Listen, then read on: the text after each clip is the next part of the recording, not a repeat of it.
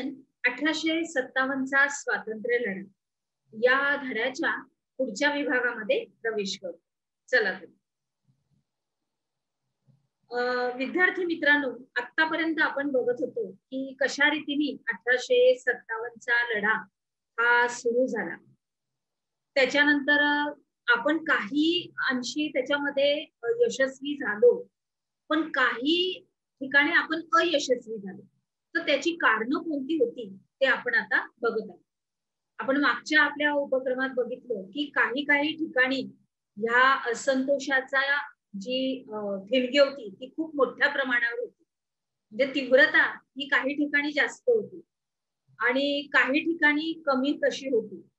त्याचे आता पुढचे आपण मुद्दे स्पष्ट करत आहोत. मुद्द्याद्वारे आपण स्पष्टीकरण मध्ये आपण चर्चा करून संपूर्णपणे अभ्यासक्रमामध्ये शिरतोय. तर आपला पुढचा मुद्दा असा आहे की सर्वसामान्य नेत्यांचा आव्हान. याच्या अंतर्गत आपण बघूया की लढ्यामध्ये भारतीय पातळीवर इंग्रजांच्या विरोधामध्ये सर्वसामान्य नेतृत्व जे होतं ते निर्माण होऊ शकलं नाही आणि त्याच्यामुळे आपल्याला इंग्रजांच्या विरोधामध्ये एकसंधपणा आला. आता आपण बघत आलो की संतोषाची ठिणगी ही प्रथम कुठे पडली होती? सैनिकांमध्ये. बंदुकांना गायीची आणि काही प्राण्यांची चरबी लावल्याने ते तातानी काडतूस तोडायचं असं अशी काहीतरी त्यांची प्रथा होती. परंतु ती त्यांनी काय केली, सैनिकांनी सांगितलं की आम्ही हे करणार नाही, आम्ही दात त्या काडतुसांना लावणार नाही आणि अशा रीतीने ते असंतोष सुरुवात झाली.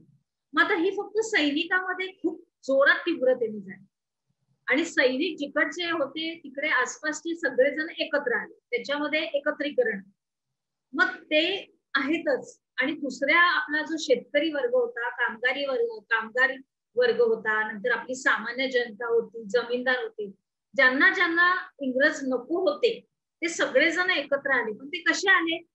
थोड्या गावातून इकडच्या गावातून, तिकडच्या गावातून, इकडच्या गावातून असे ते सगळे आले आणि त्यांना नेतृत्व करणार असं कोणी म्हणजे असं त्यांना हे नाही भेटलं की चला आता आपण सगळेजण या विभागातले एकत्र येऊ आणि मग आपण त्यांच्यावर हल्ला करू. म्हणजे हे कसं झालं, थोडं संख्याबळ झालं आणि त्या थोड्या संख्याबळाने जर का आपण एवढं बलाढ्य झाले होते ते इंग्रज आपल्या देशामध्ये राहून आणि त्यांनी सगळे आपली पाळंमुळं आणि सगळं ते स्थिरावले होते, त्यांच्यामुळे त्यांचं शासकीय सत्ता त्यांच्या हातात होती आणि त्याच्याशिवाय ते लोक संख्येने पण जास्त होते, त्याच्यामुळं आपण थोडेसे तिथं कमी पडलो. त्याच्यानंतर राजे आणि रजवाड्यांच्या पाठिंबाचा अभाव. आता इंग्रज सत्तेचा त्रास जसा जनतेला होत होता तसाच तो संस्थानिकांना होत नव्हता. जे संस्थानिक होते, राजे पूर्वीचे म्हणजे त्याच्या अगोदरचे आपल्या मध्यम काळातल्या जे राजे होते तर त्यांना आणि त्यांचं संस्थानिक राहिलं होतं. ते काय राजे म्हणून राहिले नव्हते, परंतु त्यांची संस्थानकही होती, तर मग त्यांना त्यांचा त्रास होत नव्हता. मग त्यापैकी काही सोडले तर काही संस्थानिक हे इंग्रजांशी एकनिष्ठपणाने राहायचे, ते इंग्रजांच्या विरोधात नव्हते. तर मग त्यांचा पाठिंबा या लोकांना आपल्या मिळालाच नाही, सामान्य जनतेला. कारण शेतकरी वर्गाला अतिशय त्रास व्हायचा, उद्योग म्हणजे आपल्या जे कामकरी वर्ग होते त्यांना भयंकर त्रास व्हायचा. तर तेच फक्त त्याच्यामध्ये जास्त करून हे आले.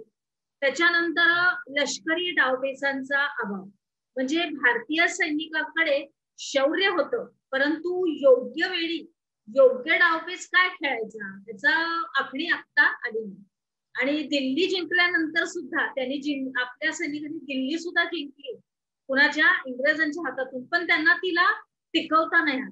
आणि तसंच उठावकऱ्यांजवळ पुरेशी अशी शस्त्रास्त्र पण नव्हती. काय नव्हती? शस्त्रास्त्र. तसंच जे काही उठाव ज्यांनी काही केला होता त्यांच्याकडे एवढी शस्त्रास्त्र नव्हती आणि इंग्रजांकडे त्याच्या तुलनेनं मोठी आर्थिक तरतूद सगळ्या गोष्टींची, त्याच्यानंतर शिस्तबद्ध सैन्य, अद्यावत शस्त्रास्त्र आणि अनुभवी सेनानी सुद्धा होते, म्हणजे ह्याच्यामध्ये सगळे पारंगत असलेले. त्याच्यामुळं आपण तिथे पण थोडेसे कमी पडलो. त्याच्यानंतर दळणवळणाचा ताबा त्यांच्या हातात असल्यामुळे त्यांच्या हालचाली ह्या खूप जोरात आणि जलद व्हायच्या आणि यामुळेच भारतीय सैनिकांचा त्याच्या पुढे निभाव लागला नाही. आणि लढाया या केवळ शौर्यावरच नाही तर काही लष्करी डावपेचांनीही जिंकाव्या लागतात. ते सगळं काही इंग्रजांच्या हातामध्ये गेलं. त्याच्यानंतर मग आंतरराष्ट्रीय परिस्थिती ही इंग्रजांना अनुकूल होती. म्हणजे इंग्रजांचं हे रशियाशी सुरू असलेलं क्रिमियन हे युद्ध नुकतंच संपलं होतं आणि यामध्ये सुद्धा इंग्रजांचा विजयच झाला होता. त्याच्यामुळं या सगळ्या जगातल्या अनेक देशांशी त्यांचा काय होता, व्यापारी संबंध होता, व्यापार होता, त्यांची आरमार ताकद मोठी होती. आणि या उलट आपले जे उठावकरी होते त्यांची परिस्थिती अतिशय सामान्य होती, ते इतके प्रचंड ताकदवर नव्हते. मग आता या स्वातंत्र्य लढ्याचे परिणाम काय काय झाले बघूया. बघा, हे जरी सगळं इंग्रजांनी सगळं काही केलं असेल, जिंकले असतील, आपल्या चांगल्या लोकांना त्यांनी मारलं, फासावर दिलं, सगळे धारातीर्थी पडले, आपण नाही जिंकलो, आपली काही कारणं झाली, तरी सुद्धा ह्याच्यामध्ये इंग्रज राजवटीवर परिणाम हा झाला. म्हणजे ईस्ट इंडिया कंपनीची राजवट संपली आणि कंपनीच्या या सत्तेमुळं भारतीयांच्या असंतोषामध्ये परत भर होत गेली आणि त्यामुळेच इंग्रजी सत्तेपुढे 1857चे जे लढा होता त्याचं हे एक आव्हानच उभा राहिलं. त्याच्यानंतर याची जाणीव कुणाला झाली, इंग्लंडच्या राणीला झाली. मग तिने काय केलं तर भारतातील इंग्रजी सत्ता जी होती कंपनीच्या हाती, आपली कंपनी आता सुरक्षित नाहीये, आपली इंग्रजी सत्ता या भारतामध्ये, हे तिने बरोबर ओळखलं. आणि तिने मग काय केलं, 1858 साली ब्रिटिश पार्लिमेंटने कायदा केला आणि ईस्ट इंडिया कंपनीची जी राजवट होती आपल्या भारतातली ती बरखास्त केली. म्हणजे बरं झालं एकदाच. त्याच्यानंतर मग गव्हर्नर जनरल हे पद जाऊन व्हॉइसरॉय हे पद निर्माण करण्यात आलं. तिनं ते केलं कारण तिला आता समजलं होतं, म्हणजे त्यांना, की आता काय आपल्या भारतामध्ये आपली मुलं आता स्थिरवायला आता काही पर्याय, म्हणजे आता आपण इथून जायचं या भारतातून. मग शेवटचे काहीतरी प्रयत्न त्यांनी केले. मग लॉर्ड कॅनिंग हा शेवटचा गव्हर्नर जनरल आणि पहिला व्हॉइसरॉय हा ठरला. आणि मग तसंच भारताविषयीचा जो कारभार करण्यासाठी भारत मंत्री हे पद इंग्लंडच्या शासनामध्येच निर्माण झालं.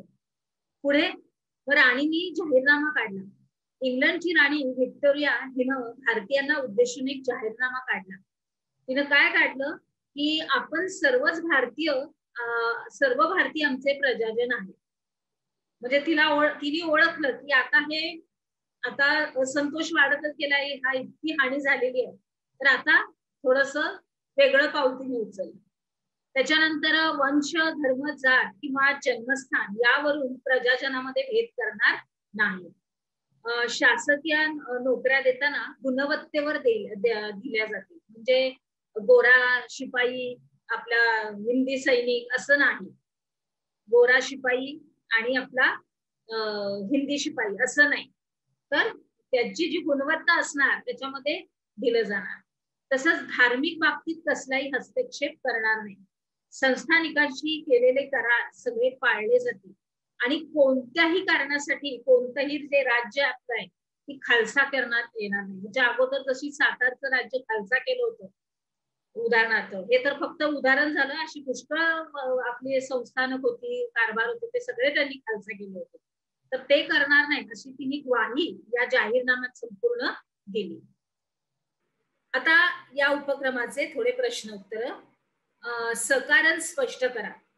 विद्यार्थी मित्रांनो, मला तुम्हाला एक आवर्जून सांगावंसं वाटतं की जसं मी उपक्रमामध्ये तुम्हाला काही त्यावरचे प्रश्नोत्तर देते, तसंच या धड्याच्या खालच्या आपल्या स्वाध्यायामधले सुद्धा मी प्रश्न त्याच्यामध्ये काही सामील करून देते.